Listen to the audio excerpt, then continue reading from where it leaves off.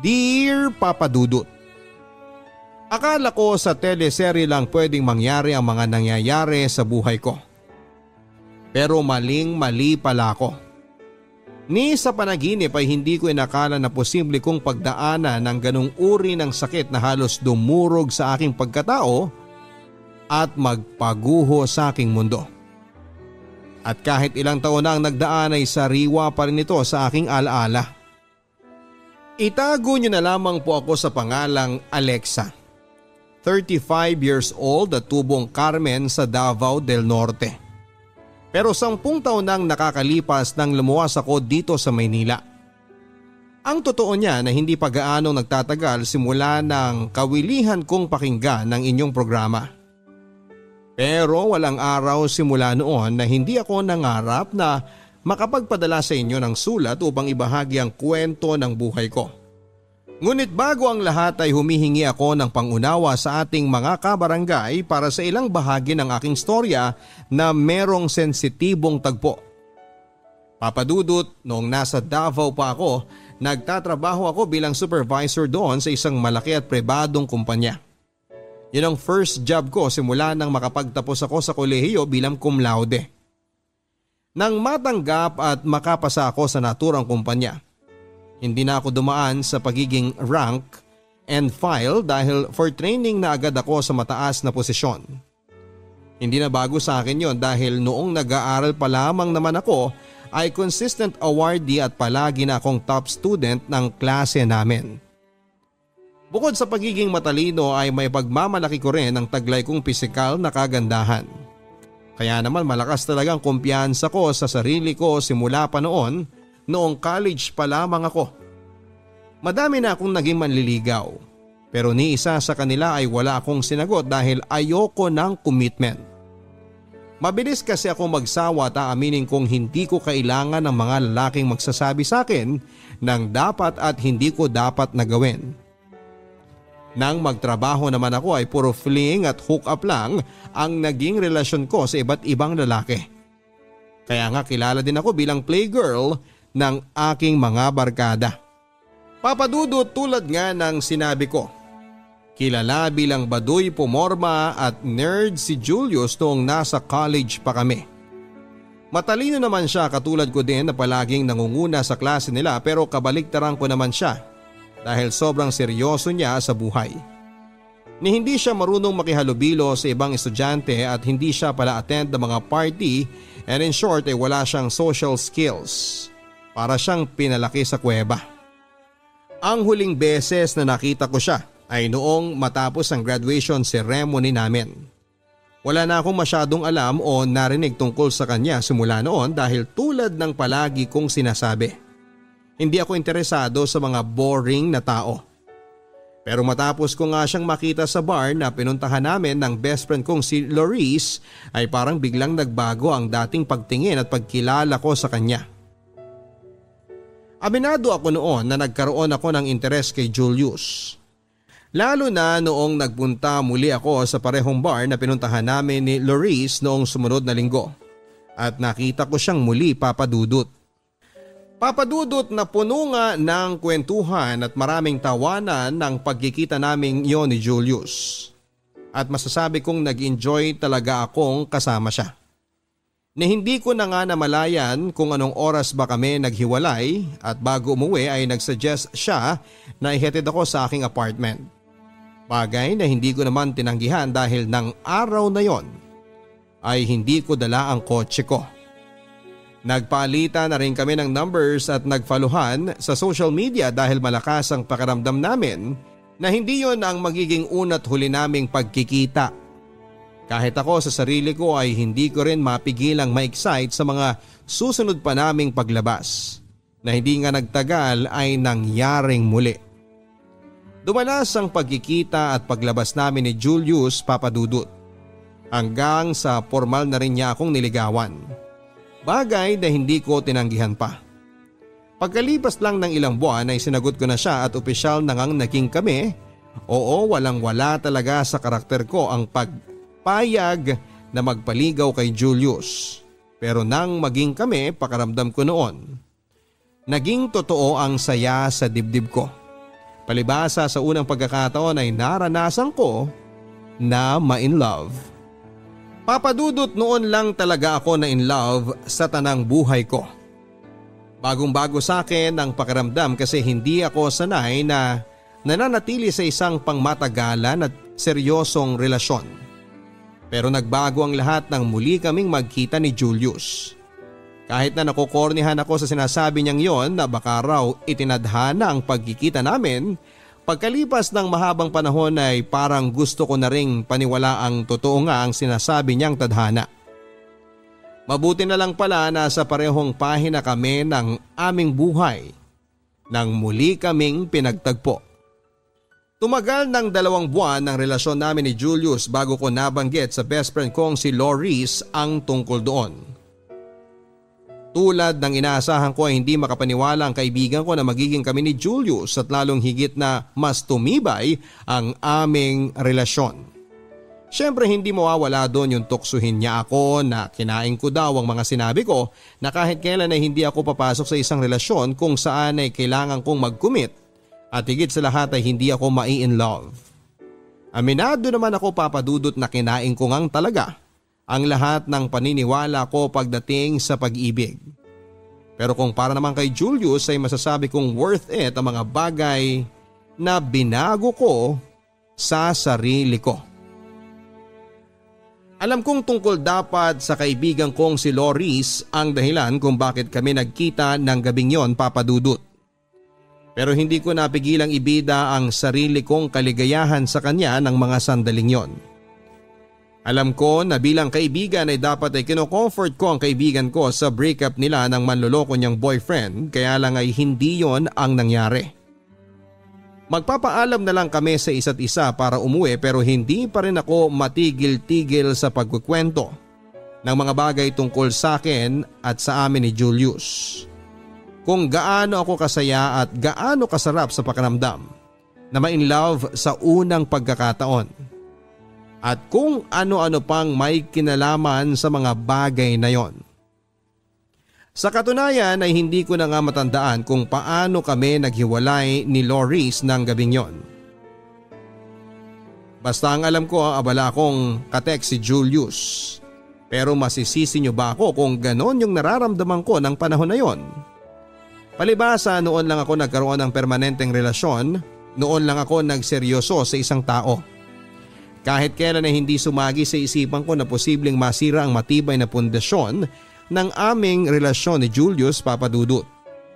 Na kahit kailan ay hindi niya ako pagtataksilan tulad ng ginawa ng boyfriend ni Loris sa kanya. Malaki ang tiwala ko na magtutuloy-tuloy ang aming masayang pagsasama ni Julius bilang magkasintahan. Kaya hindi na rin ako nagdalawang isip na ibigay at ipagkatiwala sa kanya ang sarili ko. Hanggang sa nagbunga nga ang aming pagmamahalan. Pero ni sa panaginip ay hindi ko naisip na isa palang bangungot para kay Julius ang aking pagbubuntis.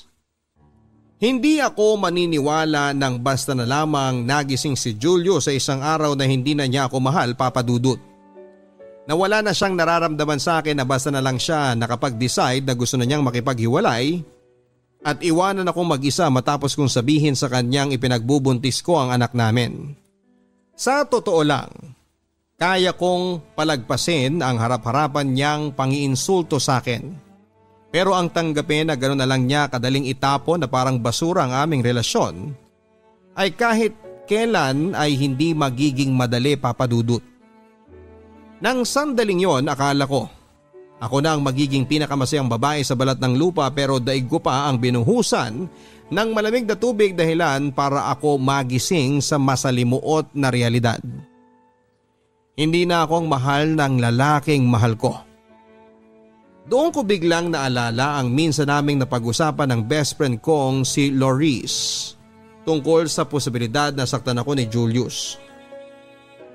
At ayoko mang isipin na baka merong ibang tao o babae na sangkot sa biglaan niyang panlalamig sa akin at planong pakikipaghiwalay. Ay hindi ko pa rin napigilan ang isipan ko na magduda, papadudot. Kaya naman upang makumpirma ang aking hinala, noong umalis si Julius sa apartment ko ay palihim ko siyang sinundan ng gabing yon. Para bang nakutuban ako na hindi pa siya dederecho na umuwi sa bahay nila. Alam kong parang tanga ang ginawa kong yon pero hindi na ako nakapag-isip. Para ako na blackout noon, Papa Dudut. Nagpadala na ako sa bigat ng nararamdaman ko ng mga oras na yon. Tama nga ako na hindi pa planong umuwi ni Julius. Nakita ko siyang umupo sa smoking area sa labas ng bar kung saan kami unang nag-usap noon. Parang may hinihintay siya. At pagbaba ko ng sasakyan ay kitang-kita ng dalawang mata ko kung paano siya nakipaglandian habang hinahalik-halikan sa pisngi ang babaeng lumapit sa kanya. Ang bago niyang babae ay walang iba kundi ang best friend ko na si Loris, Papa Dudut. Sinong mag-aakala nang walang hiya ko palang best friend ang aahas sa aking boyfriend? Nakakatawa dahil ni sa hinagap ay hindi ko naisip na posibleng mangyari sa akin ang mga eksena sa teleserye na madalas ay napapanood ko lamang. Daig ko pang sinaksak ng patalikod ng 1,000 beses, Papa Dudut. Nang makita kong parang linta na nakalingkis si Loris kay Julius, ay hindi ko na napigilan ng galit sa aking puso. Nang sandaling yon ay parang gusto kong pagpira-pirasuhin ng buhay ang traidor kong best friend. Naisip kong paano naaatim ni Loris na makipag-sweet-sweetan kay Julius samantalang alam na alam naman niyang may relasyon kami ng lalaking nilalandi niya. Tandang-tanda ko pa kung paano ko yon ipinamumukha sa kanya kaya wala siyang dahilan para aksidenteng agawin ng boyfriend ko sa akin. Magkahalong sama ng loob at galit ang nangingibabaw sa akin ng mga sandaling yon, Papa Dudut. Kaya naman hindi ko na hinayaang maglandian pa sina Julius at Loris. Lalo lang nagdidilim ang paningin ko kaya hindi ko na napigilan ang sarili ko na gumawa ng eksena at sugurin silang dalawa. Matapos akong itulak ni Julius, nakita ko na lang na ang dami ng dugo sa hita ko. Doon ako nakaramdam ng pagkataranta at labis na takot. Hindi para sa sarili kong kaligtasan kundi sa buhay ng 2 linggo ko pa lamang na baby. Tandang-tanda ko pa kung paano nagkaroon ng komosyon sa naturang bar kung saan kami gumawa ng eksena. At bago ako tuluyang mawala ng ulirat, ang huli kong natatandaan ay ang paparating na ambulansya. Nang magbalik ang malay tao ko ay nasa ospital na ako, Papa Dudut. Pero doon ko na rin nalaman ang masamang balita. Wala na ang baby ko. Patay na siya. Nang sandaling yon ay hindi ko na napigilang humagulhol. Gusto kong magwala dahil sa labis na sakit at kabiguan na naramdaman ko sa aking dibdib. Pero hinang-hina ako ng mga oras na yon. Ang kaawa-awa kong anak na wala na lang siya nang hindi man lang nasisilayan ng mundo. At ang mas lalo pang naging malaking dago kay ang katotohanan na ang may kagagawan kung bakit wala na siya ay ang sarili pa niyang ama, si Julius. Tumagal ako ng 1 buwan sa ospital dahil hindi kaagad nanumbalik ang lakas ko. Parang gusto ko na rin kasing mawala na lamang at sundan ang anak ko sa kabilang buhay. Mabuti na lamang dahil inalalayan ako ng aking pamilya. Dahil doon kahit papaano ay mas pinili ko pa rin mabuhay. Mag-isa lang ako ng araw na ma-discharge na ako sa ospital. Palibasa hindi rin naman ako sanay na nakadepende sa ibang tao. Maging malapit ko man silang pamilya o kaibigan. Ang sabi ko sa mami ko ay hintay na lang ako sa bahay dahil kaya ko naman ang sarili ko. Nakisuyo na rin ako kay mami na dalhin ang sasakyan ko sa ospital at ipark sa basement parking at babayaran ko na lang ang parking fee kung magkano man ang aabutin paglabas ko. 1 araw bago ako ma-discharge. Iniwan sa akin ni mami ang susi ng sasakyan ko. Nang araw na pwede na akong umuwi nang makarating na ako sa parking lot ng ospital. Sakto namang nakita kong papalabas ng kanilang kotse ang traidor kong best friend at ang manloloko kong ex-boyfriend. Papadudot muling nanumbalik ang matinding galit at poot sa aking dibdib. Lalo pa nga itong nagatungan Nang makita kong hinihimas ni Loris ang kanyang tiyan na halatang medyo lumalaki na habang maingat naman siyang inaalalaya ni Julius. Dahilan para mas lalo ko silang kamuhian. Luhaan akong iniwan ni na Julius at Loris ng sandaling yon, Papa Dudut. At dahil sa hindi ko maipaliwanag na sakit na aking nadarama, kaya napahagulhol ako sa loob ng sasakyan ko. Matapos nilang umalis. Mabuti na lang dahil nagawa ko pang tawagan ang aking mami para magpasundo. Hindi ko na rin naman kayang mapag-isa ng panahon na yon. Pagdating ko sa bahay ng mga magulang ko ay agad akong nagkulong sa kwarto. Umiyak lang ako ng umiyak noon habang pilit na binubura sa aking isipan ang mga eksena kung saan ay masayang masaya sina Julius at Loris kasama ang magiging anak nila. Papa Dudut, awang-awa ako sa sarili ko. Yung dati ako na malakas, matapang at matalino ay tila naglahong parang bula sa kalawakan at napalitan ng mahina at miserableng bersyon ko. Nang mga panahon na yon ay dumanas ako ng labis na depression. Una na doon ay dahil sa pagkawala ng aking baby. Ikalawa ay ang pagtataksil ni Julius at pagiging traidor ni Loris. At huli ay ang pagsasabwatan nilang dalawa para maghiganti sa akin. Pakiramdam ko ako na ang pinakawalang kwentang tao sa mundo, Papa Dudut. Dahil kung totoo man ang doble karmang sinasabi ni Loris ay parang sobra-sobra naman yatang sakit ang ganti sa akin ng tadhana. At dahil nga sa hustong kalungkutan, matinding kapighatian at pagiging kaawa-awa na aking naramdaman, kaya naman tinangka kong tapusin na lamang ang aking buhay. Papa Dudut, alam kong malaking kasalanan sa Diyos ang kitlin ko ang sarili kong buhay sa pamamagitan ng pag-inom ng gamot hanggang sa ako ay ma-overdose. Pero desperado na kasi ako. Sa dami ng trahedyang nangyari sa aking buhay ay hindi ko na alam kung paano gumising sa umaga ng masaya at masigla katulad ng dati. Gusto ko na lang matapos yung sakit, kaya gusto ko na lang din na mawala. Pero sa kabila ng lahat ay hindi pa rin ako pinababayaan ng Diyos.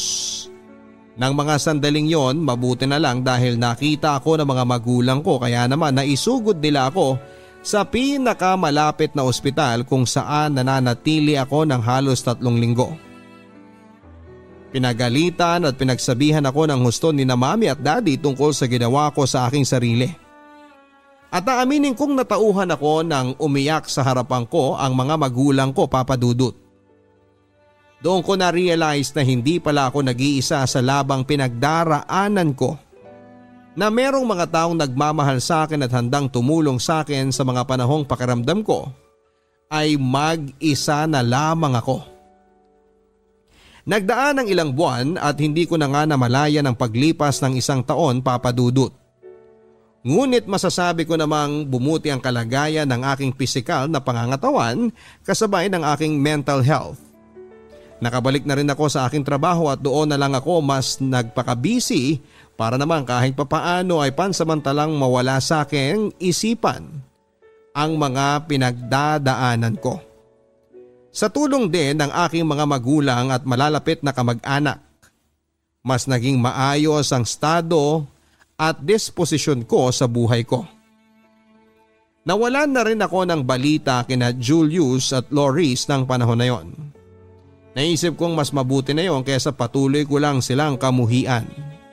Aaminin ko na kahit ilang taon na ang nagdaan, ay hindi ko pa rin sila ganap na napapatawad. Pero buo pa rin ang pag-asa ko na darating ang panahon kung kailan tuluyan na ring mawawala ang galit na nararamdaman ko sa aking puso para sa kanila. Pero iba rin maglaro ang kapalaran, Papa Dudut. Kung minsan hindi talaga pwedeng maging kampante dahil palaging nangyayari ang hindi inaasahan. Tulad ng muling pagkukrus ng landas namin ni Julius sa dating bar kung saan kami muling nagkita at unang nag-usap noon. Papa Dudut, yun ang huling pagkikita namin ni Julius dahil nang sumunod na araw ay may nakarating sa aking balita na nasangkot daw ito sa paggamit ng ipinagbabawal na gamot. dahilan para ito mahuli at makulong. Kaya naman pala nang muli ko siyang makita noon sa bar ay malaki ang ipinayat niya. Bukod doon ay tila naapektuhan na rin ng droga ang kanyang pag-iisip at pagsasalita. Samantalang si Loris naman ay halos ilang buwan na ring naka-admit sa isang mental institution ay biglang hindi na lang nagising isang araw. Ang sabi ng doktor ay inatake daw siya sa puso habang natutulog. Muling nanumbalik ang sakit at lungkot sa kalooban ko dahil sa biglang pangyayari. Nasangkot ang mga taong naging bahagi ng buhay ko, mabuti man o masama. Muling naapektuhan ang aking mental health kaya naman minabuti ng mga magulang ko na umalis kami sa Davao. Noon din ay lumuwas nga kami pa Maynila. Simula noon ay wala na akong narinig tungkol kay Julius. Mas pinili ko na lang din na kalimutan siya, Papa Dudut. At nangako ako sa sarili ko na mas magiging matatag sa panibagong buhay ko. Sa tulong ng Diyos at ng mga taong totoong nagmamahal sa akin, muli akong nakabangon, Papa Dudut. Nangako ako sa aking sarili na balang araw ay muli akong iibig sa sandaling makatagpo ako ng lalaking mas may malinis na intensyon at mabuting budhi na siyang makakasama ko habang buhay. At mulit-muli ay hindi naman ako binigo ng Diyos nang ibigay niya sa akin si Roger.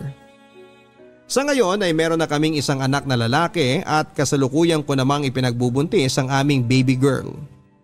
Kahit na maraming pagsubok ang buhay, hindi ko kahit kailan naramdamang mag-isa kong hinaharap yon, Papa Dudut.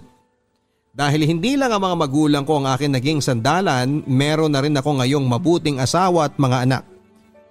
Sa huli ay natutunan ko na yung mga mahalagang bagay sa buhay tulad ng pag-ibig, kaligayahan at kapayapaan ay hindi basta-basta dumarating.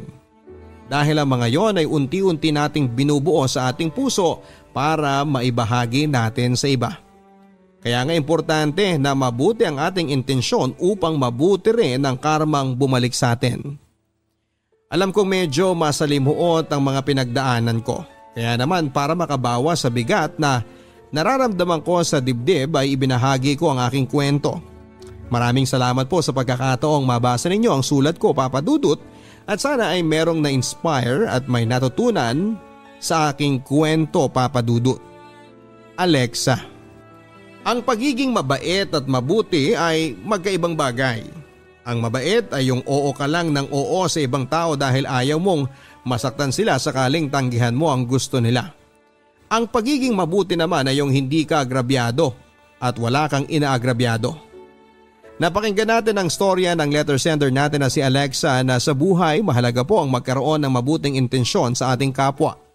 Dahil ayon nga sa lumang kasabihan, kung ano ang ating itinanim, yun din ang ating aanihin.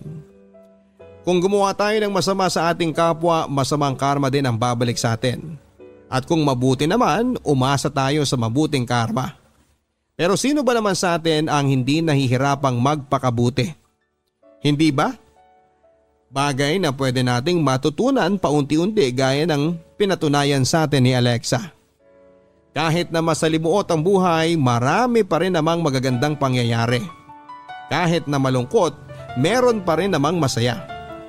Habang buhay tayong magmahal, ang pagpapaalam naman ay gawin lang natin ang sandali. Dear Papa Dudut, magandang araw po sa inyo at sa lahat ng inyong mga tagapakinig. Una sa lahat ay gusto ko pong magpasalamat in advance sa pagpili ng aking kwento. Nais ko lang po sanang i-share ang kwento ng aking buhay. Itago niyo na lamang po ako sa pangalang Marie. Panganay po ako sa aming 4 na magkakapatid. Anak ako ng aking mama sa una niyang boyfriend.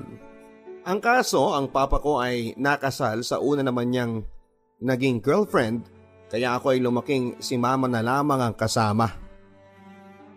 Noong bata pa ako ay nakakasama ko naman ang aking papa. Pero nang tumagal ay hindi na dahil tumira na sila ng kanyang asawa sa Bulacan. Kaya ang aking lola na lamang sa father's side ang nagsusustento sa akin.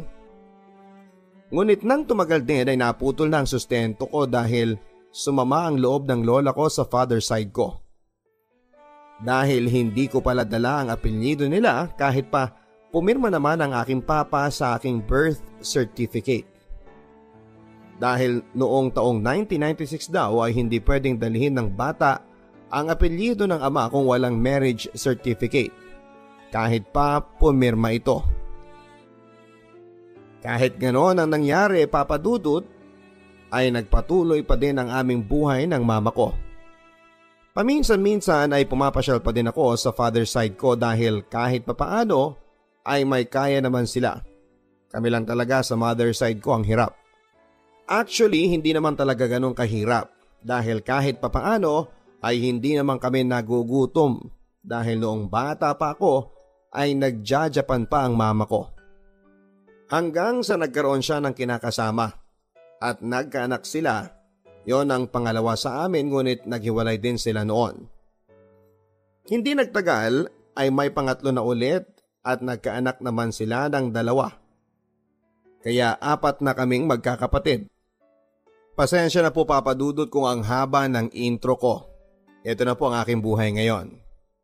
Ako po ay magto 24 years old na ngayong darating na November. Meron na po akong 3 mga anak. Dito ko na po sisimulan ang aking kwento. Simula nang nag-asawang muli ang mama ko sa pangatlo ay tutol talaga ako. Dahil ito ay adik noong una. Pero wala akong nagawa dahil ang sabi niya sa akin ay wala akong karapatang magsabi dahil buhay daw niya yon. At kailangan daw niya ng makakasama sa buhay. First year high school ako noon kaya naging pasaway din ako. Doon ako unang naging pasaway at natuto akong uminom ng alak, manigarilyo at magkating. Naging mabarkada ako noon dahil madalas mapatawag si mama sa school ng aking guro. Hanggang sa lumayas ako dahil sa sama ng loob ko. Dahil simula nang magsama sila ng mama ko ay bumigat ang pamumuhay namin.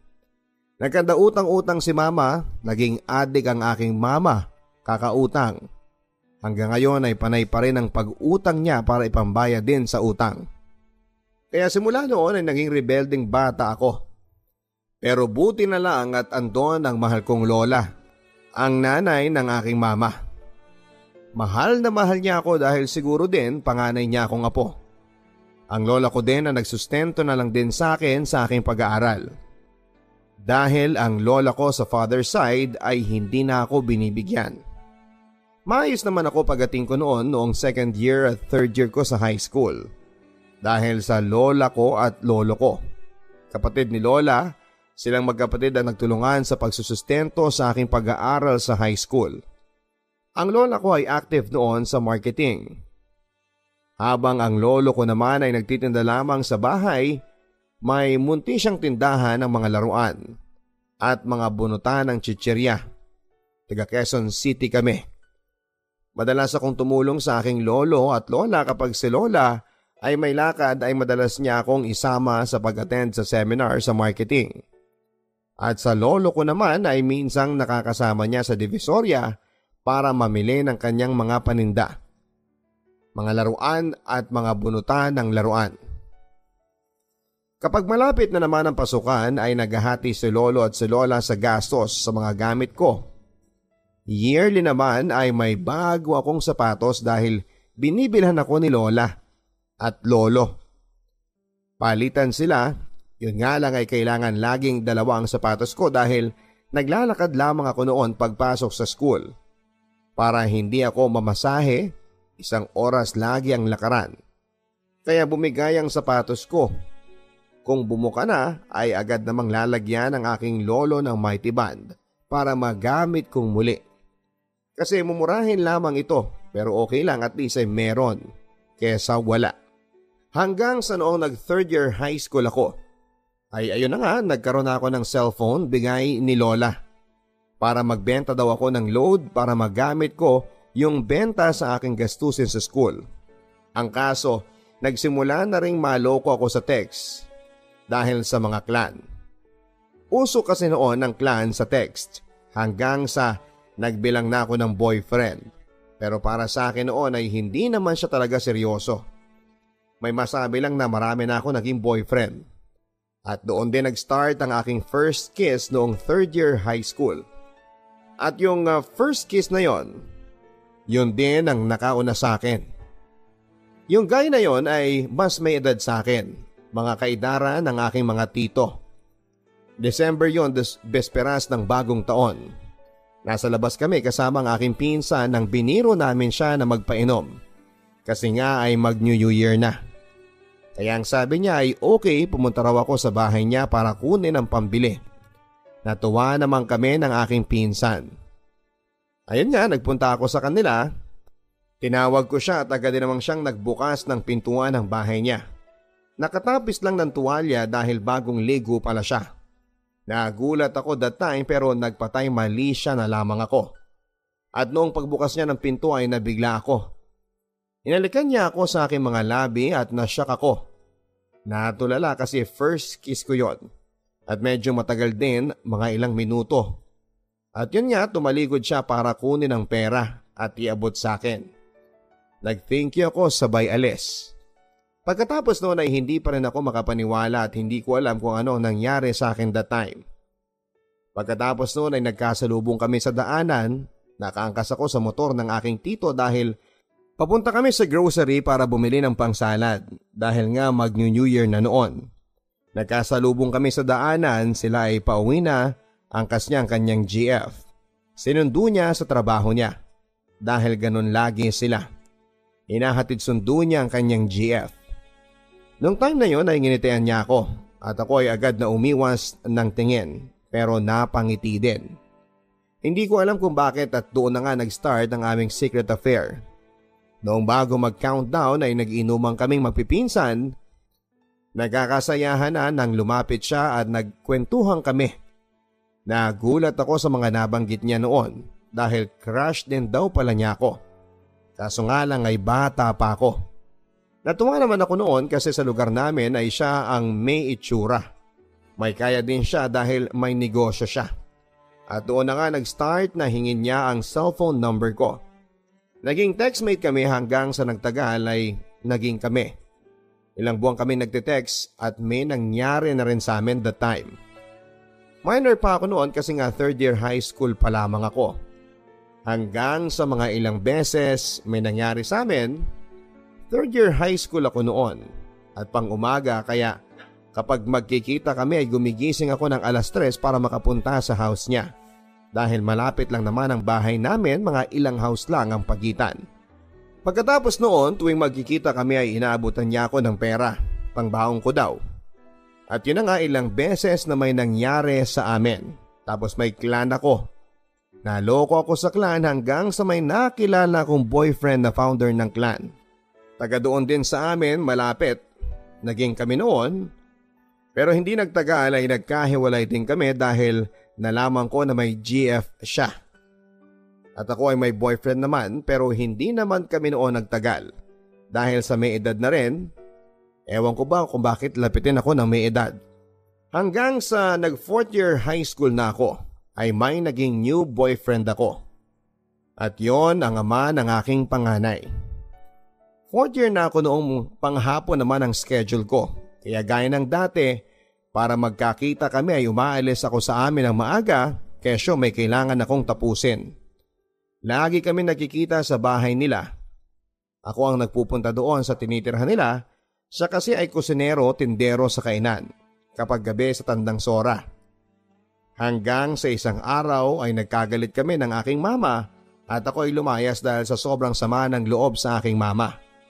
Pakiramdam ko noon ay alila ako sa bahay namin. Sobrang batugan kasi ng napangasawa niya, panay sabong at inom lang ang ginagawa. December 4 noon ay ang huling pasok ko sa school.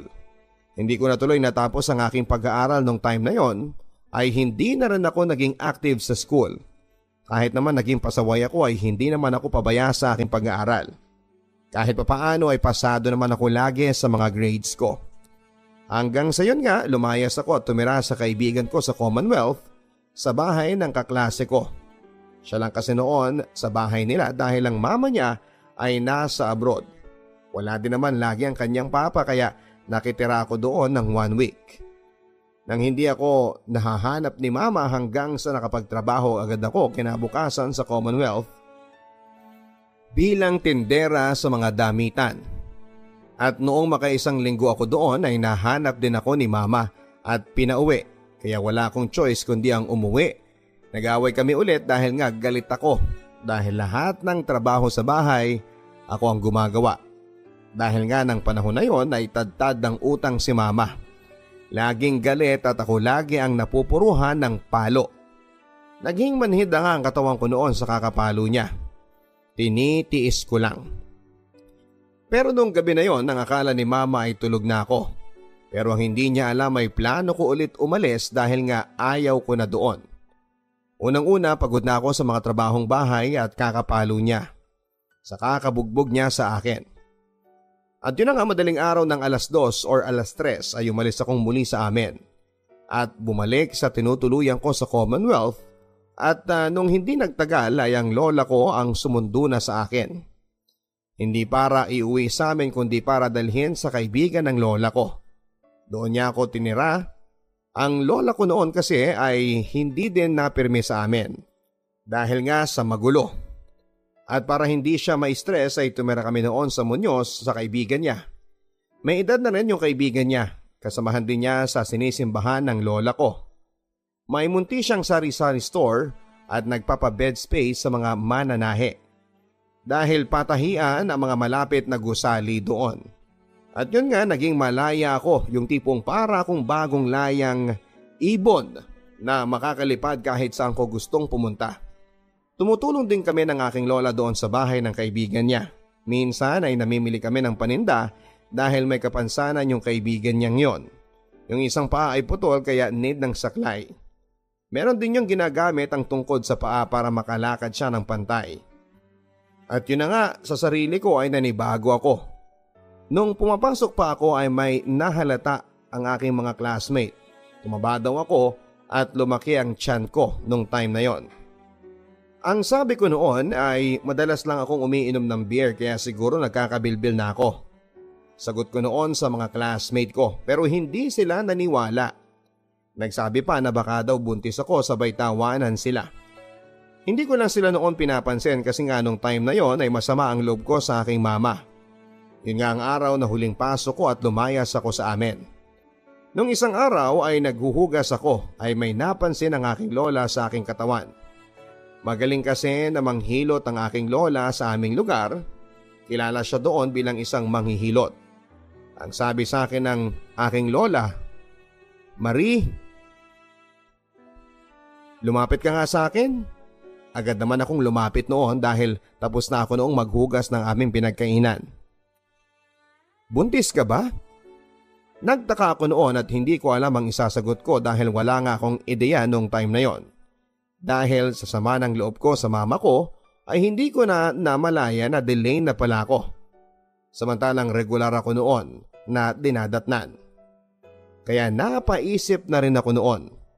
Ang tanging nasambit ko lang noon sa lola ko ay hindi ko po alam. Palibhasa ay magaling na manggagamot ang aking lola kaya marunong din siyang tumingin sa katawan kung buntis ba ang isang babae. Kinabukasan ay agad akong nagtungo sa aking boyfriend. Hinanap ko siya kaagad sa kasamahan niya. Francis, tawag ko sa kanya. At yun nga, nakita ko siyang nakahiga sa kanilang tulugan. Umaga noon, syempre pagod pa siya dahil nga sa pagtitinda nila sa gabi. Pinabangon ko siya at pinag-usapan namin ang sitwasyon ko. Binanggit ko nga sa kanya ang napansin ng aking lola at binanggit ko din sa kanya ang hindi ko pa pagre-regla ng 2 months. Ang sabi niya ay bibili daw siya ng pregnancy test at yun na nga pagbalik niya ay agad ko itong ginamit at ang resulta ay excited siya, nakabado. Naghintay kami ng mga ilang minuto para sa result na yon. Positive. Natuwa naman siya noon at nagpa-check up kaagad ako sa center sa aming barangay. 16 years old ang edad ko noon that time. Natawa din naman ako kasi kahit ganoon ay blessing yon. Bumalik ako sa tinutuluyan namin ng lola ko sa Muñoz at binalita sa kanya na positive po ako. Hindi naman nagalit ang aking lola at pinagsabihan niya lang ako kung ano ang mangyayari ngayong magiging nanay na ako. Nung una ay rumaraket ako sa palengke na masukan ako bilang tendera sa isang kainan para may panggastos din ako sa sarili ko dahil nga sa buntis na ako at para na rin makaipon sa panganganak ko. Samantalang ang ama ng anak ko ay nawala ng maaga. Nagplano kasi siyang umuwi ng Quezon Province kasi taga doon siya at gusto niya na doon daw ako para maalagaan ang mama niya. Sabi ko ayoko. Hindi kasi ako sanay sa buhay probinsya kasi laking Quezon City lang ako. At yun na nga, noong bumiyahe siya pauwi sa Quezon Province ay naaksidente ang bus na sinasakyan niya. Nahulog sa bangin at hindi siya pinalad. Kasama siya papadudod sa mga namatay. Noong una ay hindi ako naniniwala kasi nga naisip ko na baka gumagawa lang ng excuse. Pero noong kontakin ko ang number niya, ang mama niya ang sumagot at yun nga, nalaman ko ang katotohanan na wala na raw si Francis. Nawalan agad ng ama ang aking anak. Kaya nung time na yon ay ang aking lola lang ang naging katuwang ko sa aking pagbubuntis. Hindi ako pinabayaan ng aking lola hanggang sa nagpa-check up ako sa General Hospital sa Quezon City. Kasama ang aking lola, maraming mga laboratory ang pinagawa sa akin. Makailang balik ako doon, sinabihan ako ng OB na isi-CS daw ako dahil ang sabi ay malaki daw ang bata sa sinapupunan ko. At minor de edad pa daw ako, kaya high risk daw ang pagbubuntis ko. Agad akong umalis na masama ang loob. Dahil siguro sa ayoko at alam ko nagagastos ako ng malaki. Umalis kami ng aking lola sa ospital para umuwi na. May naipon naman din akong pera kaya kinabukasan ay namili na lang kami ng aking lola ng gamit ng baby ko. 7 months na kasi ang tiyan ko ng time na yon. Tuwing sahod ko sa karinderya ay bumibili kami ng lola ko paunti-unti ng mga gamit ng baby ko. Hanggang sa nagpasya na siyang umuwi kami sa amin sa bahay ng mama ko. Nagulat siya, matagal kaming hindi nagkita, ilang buwan din dahil nga sa tinago na ako ng lola ko sa kanya. Nung una ay masama ang loob niya kasi daw kinukonsinti ako ni lola at umuwing buntis. Pero sabi nga niya wala na raw kami magagawa dahil nandito na. Tinanggap na lang ako ng aking nanay ang sitwasyon. Tapos ay doon na rin ako nagpatuloy ng check-up sa private lying-in na malapit sa amin. Nakita ng midwife ang record ko. Nung una ay hindi daw sana ako pwede doon dahil nga sa minor pa ako at high risk. Baka daw magkaproblema. Pero dahil malakas naman ang loob ko, sabi ko ay kaya ko naman po sigurong inormal. At yun na nga dahil din sa kakilala ni mama ang midwife, kaibigan niya ay tinanggap ako pero hindi na lang niya pinaalam na minor ako. Kasi nga hindi talaga siya natanggap ng minor. Hanggang sa dumating na ang aking due date. Sobrang sakit ng tiyan ko noon, 12 midnight na. Nandun si mama ang kasama ko sa bahay dahil wala noon si lola. May pinuntahan, hindi ako makatulog ng gabing yon. Hindi ako mapakali, andun yung panay ang ihi ko na parang binabalisaw-saw. Hanggang sa tinawagan ko si lola at ang sabi niya ay uuwi na kaagad siya para puntahan ako. Hanggang sa yan na nga, panay na talaga ang sakit. Maya't maya ay para akong trumpo na paikot-ikot sa higaan at hindi mapakali. Hanggang sa alas 5 na lumabas na ako ng pintuan ng bahay namin. Hanggang sa 30 minutes na ay hindi ko na kinaya ang sakit. Napasigaw na ako sa sakit at agad na kaming tumungo sa lying-in. Kasama ko si mama at tita. Pumunta na kagad kami sa lying-in. Pagdating doon ay diretso na kagad ako sa delivery room. Hindi naman ako nahirapan sa unang pagkakataon ay para lamang akong dumudumi. Mabilis ang panganganak ko sa aking panganay. Isang prinsesa. Natuwa naman ang midwife noon dahil ang lakas daw ng aking loob. Nairaos ko nang walang hirap ang aking anak, may bigat na 3.6 kilo, umaga noon ng 6:04. Hanggang sa patanghali na ay agad din namang dumating ang aking lola para bayaran ang mga bill sa lying-in. Hindi naman yung kataasan kapag lying-in at agad din kaming umuwi noon sa aming bahay at tuwang-tuwa kaming lahat. Lalong-lalo na si lola dahil may baby na ako. Blessing yon kahit pa bata pa ako at nanganak na walang ama. Sa kanyang birth certificate ay blanco ang father's name. Hindi ko na nilagay, total ay wala naman yung ama niya. Lumipas ang 10 buwan, may nakilala akong bakla. Inalok niya ako ng trabaho sa club bilang dancer entertainer. That time ay hindi naman ako mataba. Kahit may anak na ako noon, yun nga lang ay nagkabilbil na ako. Pero hindi naman kalakihan. Kinausap ko ang mama ko at ang sabi ko ay may alok sa aking trabaho. Pero hindi nila alam yon sa amin kung ano ang work na papasukan ko. Buntis din pati noon si mama sa bunso naming kapatid kaya need ko din talagang kumita ng pera para makatulong sa gastusin. Hanggang sa iyon na nga, pumasok ako sa trabaho na inalok sa akin. Malaki kasi ang bayad, 1,000 pesos per night. Bukod pa yung drinks per bottle at tip. Taga Quezon City kami pero sa Binyan, Laguna ang club na pinapasukan namin. Demure ang tawag sa group namin. Pagdating ko sa promotion na tutuluyan ko ay agad akong pinakilala ng bakla sa manager. Hindi naman sa pagmamayabang papadudot ay may itsura naman talaga ako. Kaya agad din akong natanggap sa grupo. Yun ang una kong gabi sa trabaho. Kabado ako dahil first time kong ganon ang work. Ganon pala ang feeling, may kaba pero need ko pa rin para makatulong sa gastusin sa bahay. Ganon pa man ay thankful ako dahil kahit dancer ako ay hindi naman basta-basta na pwede kung sino-sino ang gumamit.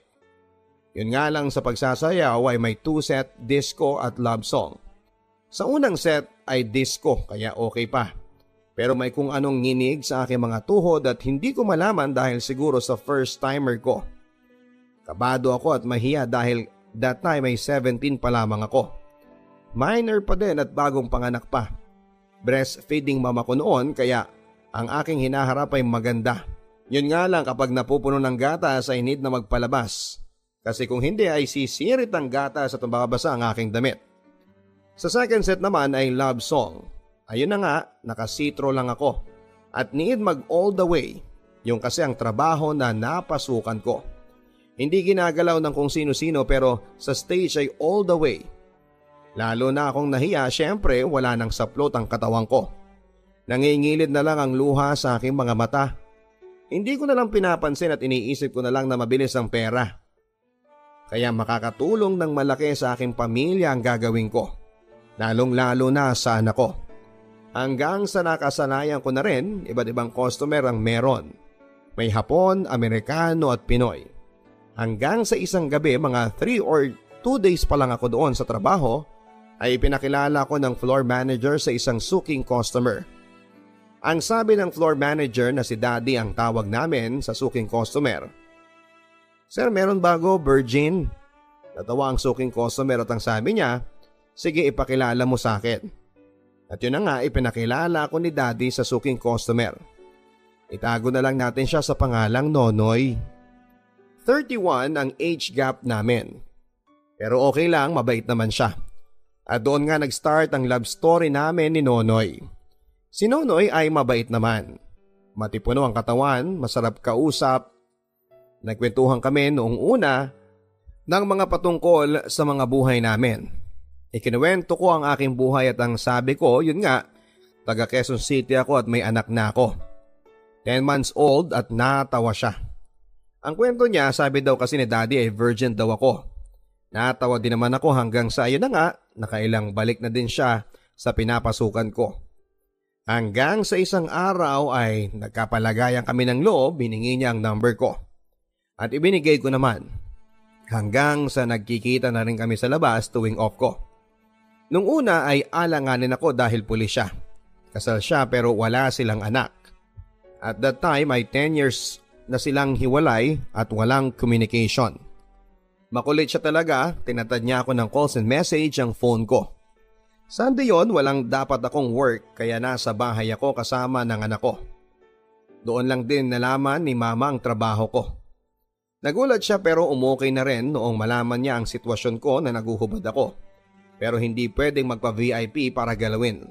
Hindi nagtagal ay pumayag na nga akong makipagkita kay Nonoy, taga Quezon City ako at siya ay taga Muntinlupa.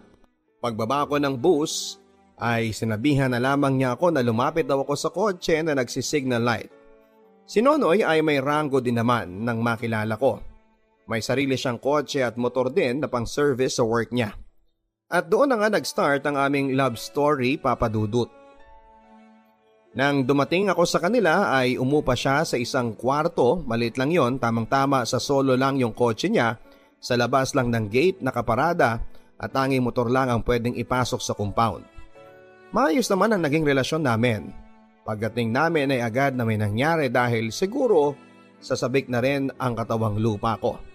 Hanggang sa lagi na nga siyang nagpupunta sa work ko. Tuwing Sunday naman, day off ko, ay dumediretso na ako sa bahay niya kung wala siyang duty. Hanggang sa pati Monday ay hindi na ako pumapasok. Nagka-Monday sickness na ako. 8 or 10 months lang ang tinagal ko doon sa work ko dahil ibinahay na rin ako ni Nonoy. Nung una ay pasyal-pasyal lang kami ng anak ko sa bahay niya. Hanggang sa mag-iisang taon na yung panganay ko. Ang lola ko naman ng time na yun ay nagkaroon ng sakit. Hanggang sa pumanaw siya dahil hindi na niya kinaya ang sakit niya sa buto. Yung buto kasi ng lola ko ay tumusok sa harapang dibdib ng lola ko. Naaksidente kasi siya sa inuupuan niya na pangmasahe. Sa likod ay may sira pala ang massage chair na yon. Akala niya ay okay lang. Yun pala ang cause para mabali ang buto ng aking lola sa likuran. Tumusok sa kanyang dibdib ang buto niya at ang sabi ng doktor kung ooperahan daw ay baka hindi na rin kayanin ng lola ko dahil may edad na ito. Hanggang sa bumagsak ang kanyang katawan at hindi na niya kaya. Ang huling mga naaalala ko sa lola ko ay ang mga piling niya noong buhay pa siya. Na huwag ko daw iiwanan ng anak ko dahil kawawa. Dahil nga nung time na yon ay tanging kapatid ko lang ang nag-aalaga sa anak ko. Dahil si mama noong time na yon ay nasa ospital nag-aalaga sa naka-admit naming bunsong kapatid. Binanggit ko yon sa aking boyfriend noon na si Nonoy at ang sabi niya ay huminto na raw ako sa trabaho ko. At doon na raw akong tumira ng anak ko sa bahay niya na inuupahan. Hanggang sa one day ayun na nga nakapag-decide na rin akong sumama kay Nonoy. Dala ang anak ko. At noong October, kaka 1 year pa lang ng panganay ko. Yung tagpo nila noon ay nakakatuwa. Pagkababa namin ng anak ko sa tricycle ay tumakbo kaagad siya kay Nonoy at tinawag niyang papa si Nonoy. Natuwa naman kasi nagulat siya. First time nilang magkita ni Nonoy, papa agad ang tawag ng anak ko sa kanya. At yun na nga, doon na nagsimula ang aming pagsasama. Noong una ay okay ang aming pagsasama. Hanggang sa nagkaproblema din dahil hindi naman yun maiiwasan dahil nga sa palainom si Nonoy. At mabarkada pa. Pero kahit ganoon ay okay naman siya sa amin, maalaga siya sa anak ko. At itinuring niya itong sa kanya. Dahil siguro sasabik din siya sa anak. Dahil wala silang anak ng kanyang asawa. Ang kaso ay panayang inom nila ng mga barkada. Madalas ay madaling araw nang matapos, normal lang naman yun siguro hindi ba papadudot. Nagsasama na kami pero sige pa din siya ng sige sa kanyang pagkikipagbarkada. Hanggang sa isang gabi nag-aaway kami ng matindi, humantong pa sa pinabarangay niya ako dahil yung motor nila ng barkada niya ay tinumba ko dahil sa galit ko. Uuwi na dapat kami noon sa Quezon City ngunit yung anak ko ay nasa kanya. Nang bumalik ako doon ay galit pa din siya at ayaw niyang ibigay ang anak ko. Hanggang sa nakatulog ulit ako doon sa labas ng pintuan niya. Dahil siguro sa pagod, puyat at pagkalasing. Mga ilang minuto ay kinatuko ulit siya para kunin ang anak ko. Naglilinis siya noon ng mga nabasag kong gamit niya. Alam ko na galit siya noon. Dahilan para masaktan niya ako. Tumilapon ako dahil pinipilit kong pumasok sa bahay niya dahil nga ang sabi ko ay kukunin ko ang anak ko pero ayaw niyang ibigay. Nang humupa ang galit niya ng araw na yon ay naging okay naman kami ulit. Pero hindi nagtagal ay nag-away kaming muli kaya umuwi na ako sa amin sa Quezon City. Pero siguro ay napamahal na rin siya sa anak ko. Kaya hindi nagtagal ay sinundo din niya kami para bumalik sa bahay niya. Naging ganon ang sitwasyon namin noong una ay away-bati kami kasi nga mabarkada siya. Ibang ugali niya paglasing siya. Hindi siya nananakit pero matalas ang dila niya. Masakit siyang magsalita. Kung ano-anong sumbat ang sinasabi niya noon kapag lasing siya. Kaya away-bati kami at nakailang uwi ako sa amin pero sinusundo din niya kaagad ako kinabukasan. Sa kanya rin ako nag-debut noong gabi bago ang birthday ko ay nagkatampuhan kaming muli. Akala ko ay dadaan lang ang debut dahil simula nang mawala ang lola ko ay hindi na ako nag-celebrate ng birthday ko. Ang birthday ko kasi papadudot ay November 1. Kinabukasan ay nagulat ako. Tinanong niya ako kung ano raw ba ang bibilhin niya para maluto. Natuwa naman ako syempre. At yun nga, nagluto kami ng spaghetti, pansit, adobong manok, lumpiang Shanghai. At syempre isang case ng Tanduay Ice. Sa aming mga girls at sa kanilang boys ay MP sa kanila. Hanggang yun na nga, nagplano na rin kaming mag-baby at agad namang may nabuo. Kasi kahit na may edad na siya ay bata pa naman ako. Kaya hindi kami nahirapang makabuo. Nagbunga naman ang plano namin. Nabuntis nga ako at lumipat din kami syempre sa bahay na buo. Kasi syempre madadagdagan na kami. At hindi na kami kakasya sa studio lang. Yun nga, nakalipat na kami sa buong bahay. Ang problema ay napakaselang ko sa pagbubuntis dahil sa UTI ko.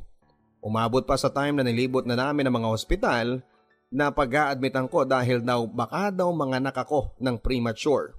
Wala daw incubator para sa baby. Nakaabot kami sa Quezon City from Muntinlupa tapos ganun din. Hindi ako tinatanggap dahil nga sa wala daw incubator. 2 cm na raw kaya nakaabot din kami sa PGH at Pabella Hospital. Ganun din, bumalik din ako sa Muntinlupa sa Osmon. Pumirma na lang kami ng waiver that time. Grabe ang hirap ko that time, papadudot. Natakot kami kasi nga dahil sa UTI ko. Mabuti na lang sa awa ng Diyos ay okay naman. 1 week ako sa ospital ng Osmon at nakalabas din hanggang sa bumalik na lamang kami sa Quezon City para doon na ako manganak. Dahil sa kampante pa ako. Dahil nandun si mama. Kahit ganoon na nagkakaaway kami minsan ay siya naman ang madali kong malapitan sa oras na manganganak na ako. Nag-birthday pa ulit ako doon bago ako manganak. 6 days tapos kong manganak ay nairaos kong muli ng normal ang pangalawa ko. Kaya naman ay natuwa ulit ang kaibigan ng mama ko na midwife. Noong time na yon ay wala na akong binayaran at tanging pang-process na lang ng birth certificate ang binayaran dahil meron na akong PhilHealth na hinulugan ng partner ko. Yun nga, nairaos ko ang panganganak ko at eto ay baby boy naman. Laking tuwa ko noon dahil sa hirap na naranasan ko nang pinagbubuntis ko siya ay nairaos ko pa rin ng normal. Tinawagan na kaagad ni Mama si Nonoy para ibalita na nakaraos na ako at baby boy ang anak namin. Tuwang-tuwa naman si Nonoy at agad na bumiyahe papunta sa Quezon City galing sa duty. Tumagal lang kami ng 1 linggo, pagkaligo ko ay agad din kaming muling sinundo ni Nonoy para umuwi na sa Muntinlupa. Naging maganda na ang pagsasama namin simula nang lumipat na kami at magkaanak. Ay tuluyan na siyang nagbago. Kung noon ay sige-sige sila sa pag-iinom ng barkada niya, ngayon ay limitado na kung may okasyon na lang at nag-focus na lang talaga siya sa aming mag-ina. Natuwa naman ako although may paminsan-minsang away kami ng normal naman sa pagsasama. Hindi naman siya nananakit, yun nga lang mga salita niya ay masyadong masakit. Pero pinapalabas ko na lang sa kabilang tenga, mahal ko din naman kasi siya. Tanggap niya ang anak ko at mahal niya ang mga anak namin. Hindi niya kami pinapabayaan sa pagkain kaya ako na lang ang nag-a-adjust para intindihin siya. Mahal ko na talaga si Nonoy, papadudot. Kahit ganon masakit siyang magsalita ay tinitiis ko lang. Pero nagka-time din na susuko na ako sa pagsasama namin. Noong magpaalam na ako na nag-usap kami, umiyak siya kasi sabi niya ay hindi daw niya kayang malayo ang mga bata. Kasi kawawa naman kapag bumalik kami sa mama ko ay mahirap masyado ang estado dahil sa dami ng utang ng aking mama. Pumayag naman ako na magstay muli at tiniis ko muli ang ugali niyang masakit magsalita. Hanggang sa dumating ang araw na away bati kami. Kapag lasing siya kasi ayaw niyang nakikita niyang nasasaktan ko ang anak ko dahil sa pagdidisiplina ko. Dahil masyado nang spoiled ang mga bata sa kanya. Ayoko lang naman sa huli masanay silang nakukuha lahat ng gusto. Hindi naman kasi habang panahon ay meron kami, hindi ba? Naging ganon, away bati kami hanggang sa isang araw ay nagstay dito sa amin ang pamangkin niya galing sa Saudi at kapatid niya galing sa Kuwait. Nung time na yon ay madalas din kami mag-away muli ni Nonoy. Ang hindi ko alam ay buntis pala ako sa pangatlo naming baby. Hanggang sa one day na nagkaaway kaming muli ng malala. Tipong nagkasakitan kami dahil yung pamangkin niya ay nagsumbong na may kausap daw akong lalaki. Katext daw kaya kinuha niya ang CP ko at pilit na binuksan kung sino ang kausap ko. Nagkagawang kami ng cellphone hanggang sa nagkasakitan na kami. Marami siyang kalmot sa galit ko dahil ayaw niyang ibigay ang CP ko. Dahil hindi naman niya ito mabuksan dahil may pattern password. Ang problema talaga ay ang pamangkin niya. Mainit ata ang dugo sa akin, gumagawa ng kwento, kaya nagkabaranggayan kaming muli dahil ang dami niyang kalmot, pinabarangay ulit niya ako. Ang masakit ay sinabi niyang hiwalay na kami at susuportahan lang niya ang pangalawa kong anak dahil hindi daw kanya ang pangatlong ipinagbubuntis ko. Masakit talaga papadudot yung ganong mga salita niya. Isinusumbat niya sa akin lahat kapag galit siya. Nagkasundo naman kami noon papadudot, nagpirmahan na hiwalay na. Na yung pangalawang anak ko ay susuportahan niya kasi junior niya yon. Umuwi kami ng Quezon City noong araw din na yon, papadudot, pero noong makalipas ang ilang araw, umalis na yung kapatid niya at anak nito sa inuupahan naming bahay at agad din niya kaming sinundo sa Quezon City para umuwi na sa Muntinlupa. Tapos noon papadudot ay naging tahimik na muli ang aming pagsasama. Masaya naman talaga kami, madalas at minsan may paminsan-minsang away na normal lang naman. Pero kahit ganoon ay kailangang tiisin para sa mga anak namin. Kahit 31 years ang age gap namin ay kailangan ko pa rin siyang intindihin para hindi na lumala pa ang away namin at kung minsan ay dinadaan ko na lang sa iyak yung away namin para matapos sabay tulog na. Hanggang sa mga anak na ako papadudot sa pangatlo namin na overdue na ako papadudot. Panaylakad na naman ako papadudot pero ewan ko kung bakit ganon. Matagal bago ako nanganak.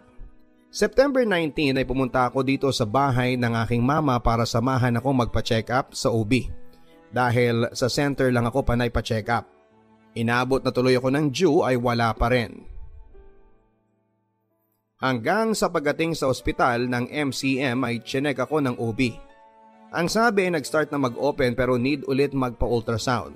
Doon nalaman na dapat makapanganak na ako dahil sobrang hinog na ng inunan tapos sabi ng OB ay maghanda daw kami ng 150,000 pesos. Nasya kami sa laki ng presyo, medyo private na hospital na yon kaya naisipan kong umuwi muli sa Quezon City para doon manganak.